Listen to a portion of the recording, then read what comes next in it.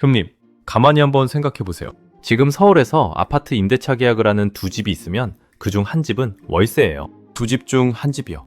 형님들, 젊었을 때 한번 떠올려 보세요. 그때 서울에서 아파트 월세 산다고 하면 다들 뭐라 그랬어요? 아니, 멀쩡한 아파트를 왜 월세로 사냐? 전세 끼고 들어가지. 그게 우리 상식이었잖아요. 그런데 그 상식이 지금 통째로 뒤집혔어요. 두 집 중 한 집이 매달 월세를 내는 시대가 온 거예요. 제 주변에 60대 초반 되신 형님이 한 분 계세요. 평생 성실하게 일하시고 이제 막 정년 지나서 좀 쉬어보자 하시던 분인데 며칠 전에 저한테 전화를 하셨어요. 목소리가 영 안 좋아요. 아들이 결혼을 앞두고 있는데 신혼집 전세를 못 구하겠다는 거예요. 부동산을 5군데를 돌았는데 전세 매물이 아예 없대요. 어쩌다 하나 나오면 전화도 통 안에 빠져버린다는 거죠. 그래서 중개업소에서 뭐라 그랬는지 아세요? 전세는 없고 월세는 있어요. 그 형님이 저한테 그러시더라고요. 야, 내가 자식 키우면서 IMF도 넘기고 여기까지 왔는데 애 전셋집 하나를 못 구해주겠다.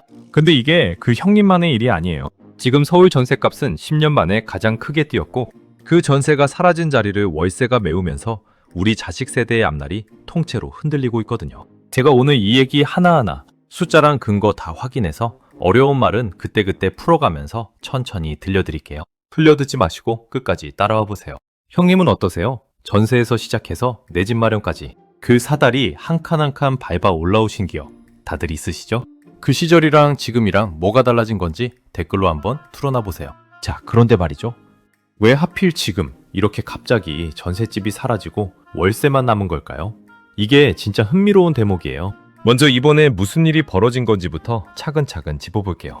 한국부동산원이 발표한 6월 둘째 주 주간 아파트 가격 동향이라는 게 있어요. 매주 나오는 공식 통계예요. 거기서 서울 아파트 전셋값이 한 주 만에 0.32% 올랐다고 나왔어요.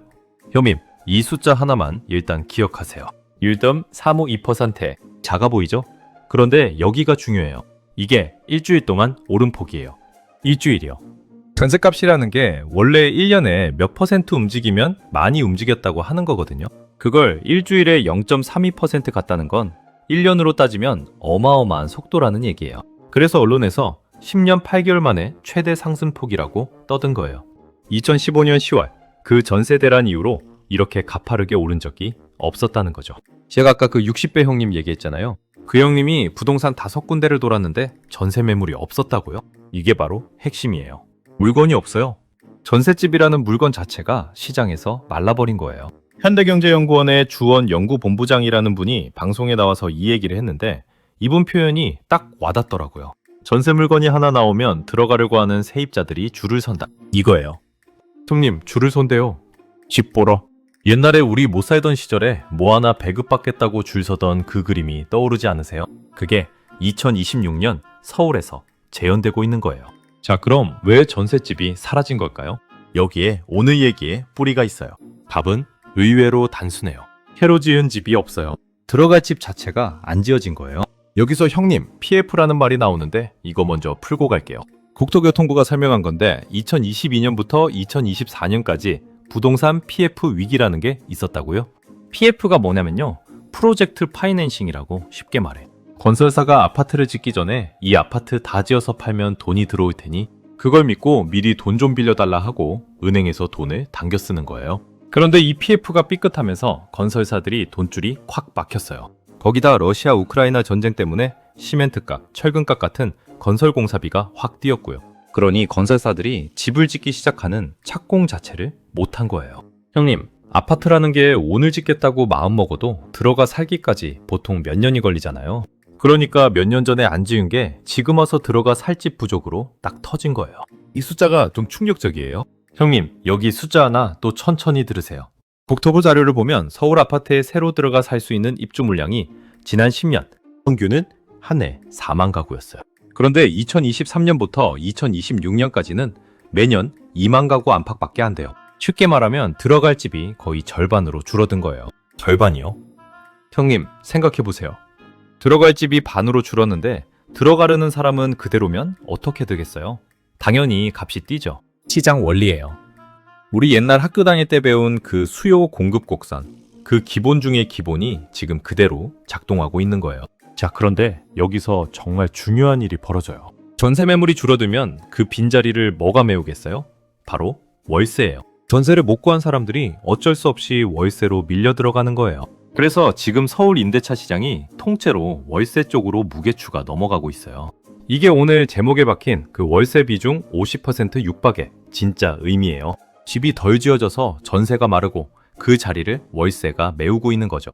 그런데 형님, 이 월세화라는 게 단순히 전세 대신 월세 산다 정도로 넘길 일이 아니에요. 이게 우리 자식 세대한테 어떤 의미인지 지금부터가 진짜 중요해요. 자, 그 변화가 얼마나 빠른지 보면 깜짝 놀라실 거예요. 부동산 정보 플랫폼 다방이라는 데서 10년치를 쭉 분석했는데요.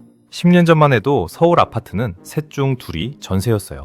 전세가 압도적이었죠. 그런데 지금은요? 전세하고 월세가 딱 반반이 됐어요. 차이가 거의 없어요. 형님, 10년 만에 전세 천하가 무너지고 월세가 그 코앞까지 따라붙은 거예요. 이 속도면 머지않아 월세가 전세를 추월한다는 신호죠. 그리고 이게 아파트라서 그나마 반반이지, 빌라나 연립주택 같은 비아파트로 가면 이미 월세가 전세를 한참 넘어섰어요. 아파트는 반반인데 빌라는 이미 10집 중 6집이 월세예요.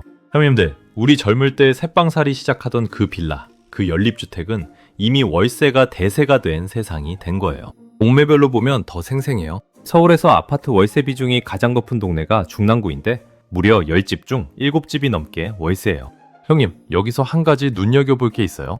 월세 비중이 높은 동네들이 대체로 형편이 빠듯한, 집값이 상대적으로 저렴한 주거 밀집 지역이라는 거예요. 무슨 말이냐면 돈이 넉넉지 않은 동네일수록 전세 목돈을 못 구해서 월세로 먼저 밀려난다는 거죠. 가난한 동네가 먼저 월세로 떠밀린다는 얘기예요. 이게 우리 자식 세대 현실을 그대로 보여줘요. 형편이 빠듯할수록 사다리 척함부터 못 받는 거죠. 자, 그럼 형님이 진짜 궁금해하실 질문. 월세나 전세나 어차피 집 빌려 사는 건데 그게 뭐 그렇게 큰 차이냐? 맞아요. 댓글에도 그런 분들 계세요. 월세로 가는 게 뭐가 문제냐고요. 그런데 형님, 이게 우리 자식 세대한테는 하늘과 땅 차이예요. 왜 그런지 주원본부장이 방송에서 기가 막히게 잘 풀어줬어요. 이분이 든 비유가 참 와닿아요. 우리가 집을 마련하는 순서를 한번 생각해보자는 거예요. 보통 어떻게 해요? 처음엔 전세로 들어가죠. 전세는 목돈이 묶이긴 하지만 매달 나가는 이자가 없잖아요. 그러면서 돈을 모으는 거예요. 형님, 여기가 핵심이에요. 그 전세 보증금이 일종의 강제 저축 통장 역할을 한다는 거예요. 무슨 말이냐면 2억이든 3억이든 전세금으로 딱 묶어놓으면 그 돈은 함부로 못 뺏으잖아요. 그러니까 안 쓰고 지켜지는 거예요. 그러다 형님이 열심히 일해서 돈을 더 모으면 그 전세금에 보태서 드디어 내 집을 사는 거예요. 전세에서 매매로 올라가는 거죠. 이게 우리가 다 밟아온 그 주거 사다리예요. 그런데 월세로 가면 어떻게 되느냐? 형님, 이게 무서워요. 매달 돈이 그냥 빠져나가요. 그냥 사라지는 거예요. 목돈이 안 모여요.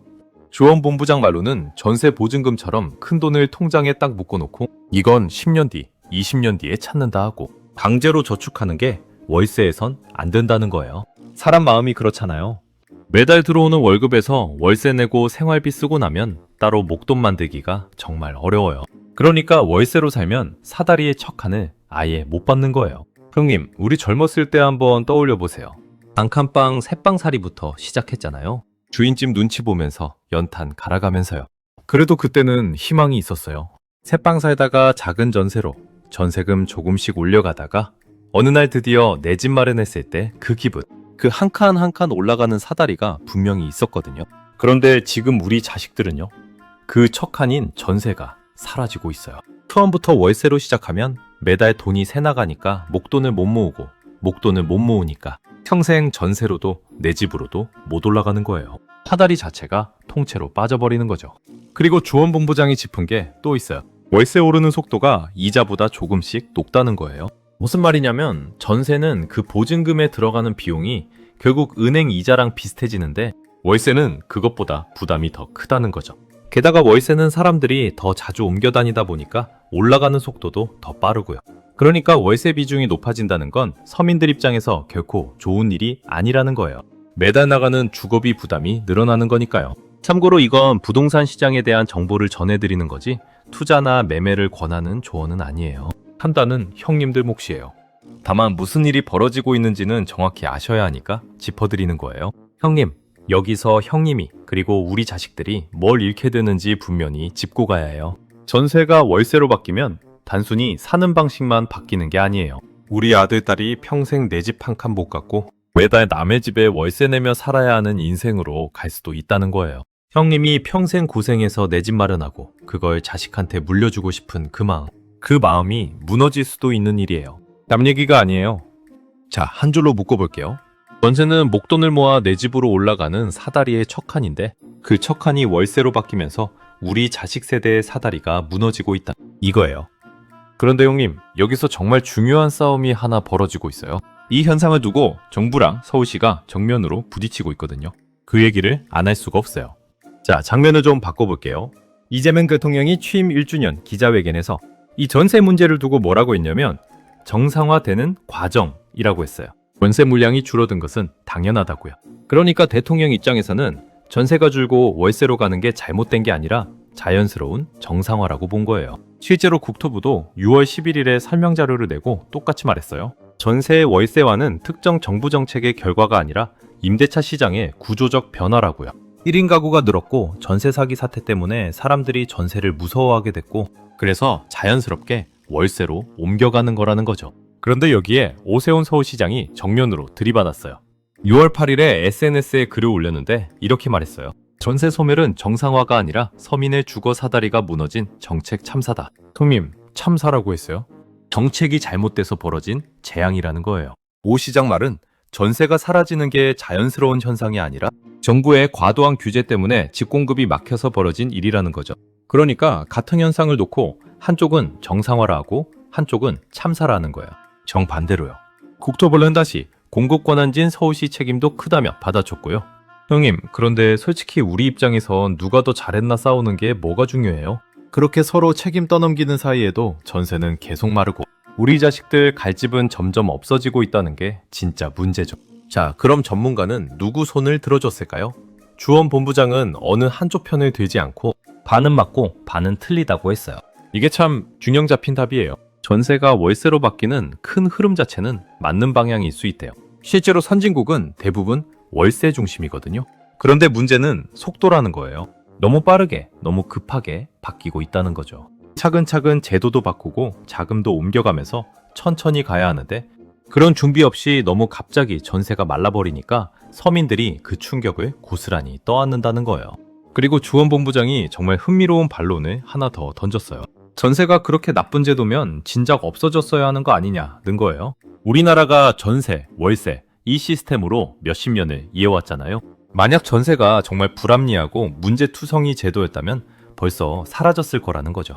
그런데 안 사라지고 살아남았다는 건 그게 나름의 이유가 있는 하나의 문화라는 거예요. 형님들이 평생 겪어온 그 전세라는 게 사실 세계 어디에도 거의 없는 우리만의 독특한 제도거든요. 외국에서 살아본 사람들이 그래요.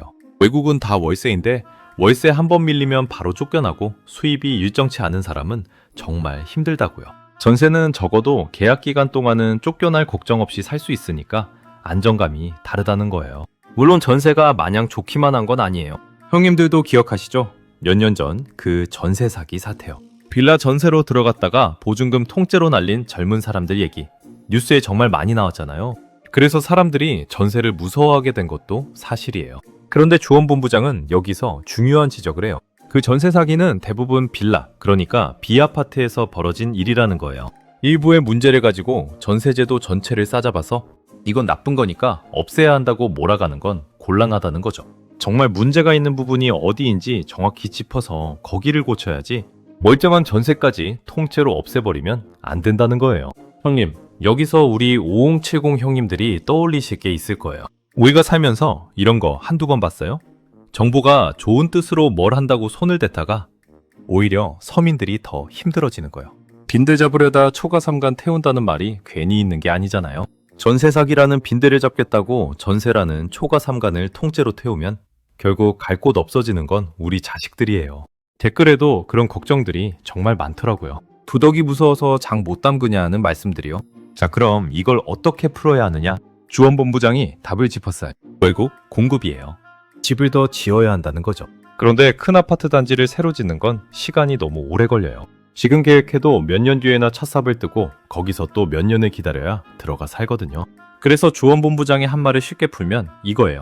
큰 집 짓는데 시간 걸리니까 그동안 우선 숨통 틔울 다리부터 놓자는 거예요. 서울 시내 낡은 동네 재건축 재개발을 좀 빨리 풀고 또 서울에 의외로 많은 빌라나 다세대 주택 같은 비아파트 쪽도 활용해서 큰 공급이 나오기 전까지 버틸 디딤돌을 놓자는 거죠.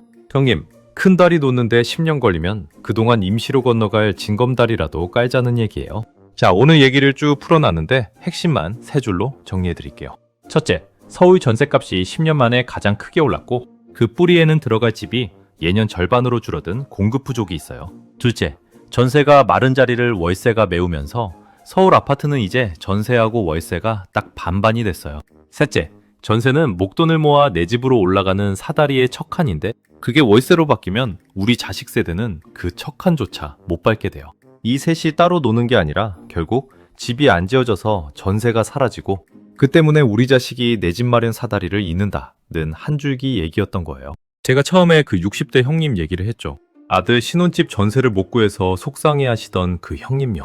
그 형님 질문에 대한 답이 결국 이거예요. 지금 전셋집이 사라지는 건 형님이 게을러서도 아들이 부족해서도 아니에요. 집이 부족하게 지어졌고 그 빈자리를 월세가 메우면서 벌어지는 구조적인 일이에요. 그러니까 형님 탓이 아니에요. 다만 이 흐름을 알고 대비하는 사람하고 모르고 당하는 사람은 분명히 다를 거예요. 그래서 형님께 딱 두 가지만 권해드릴게요. 하나, 입주 물량 확인이에요. 자식이 집을 구하려 한다면 그 동네에 앞으로 새 아파트가 얼마나 들어오는지 같이 확인해보세요. 입주 물량이 적은 동네는 전셋값이 더 뛰기 쉽거든요. 이걸 어디서 보느냐? 우리 또래는 잘 모르시잖아요. 동네 부동산에 가서 여기 앞으로 입주 물량 어때요? 하고 물어만 봐도 알려줘요.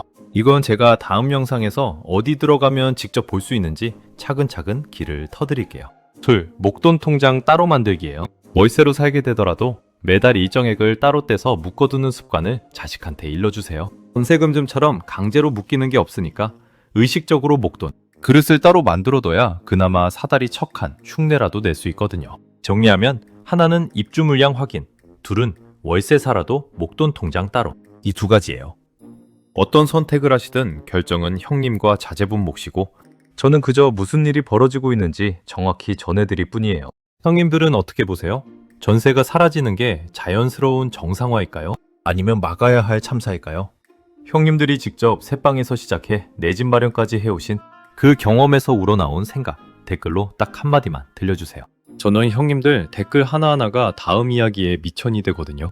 그리고 아까 약속드린 전세가 마른 돈이 어디로 흘러가는지, 요즘 사람들이 왜 빚까지 내서 주식에 뛰어드는지 그 얘기는 다음 편에서 따로 깊게 풀어드릴게요. 그것도 결국 우리 형님들 노후하고 맞닿은 얘기거든요. 이런 돈 흐름 얘기 형님 살림에 진짜 도움되게 계속 풀어드리고 싶어요. 괜찮으셨으면 구독 한번 눌러주세요. 그거 하나가 저한텐 큰 힘이 돼요. 오늘도 끝까지 들어주셔서 고맙습니다. 형님들, 어려운 시절 다 넘기고 여기까지 오신 분들이잖아요. 이번 파도도 차분히 살펴보고 현명하게 넘기실 거라 믿어요. 다음에 또 좋은 이야기로 찾아올게요.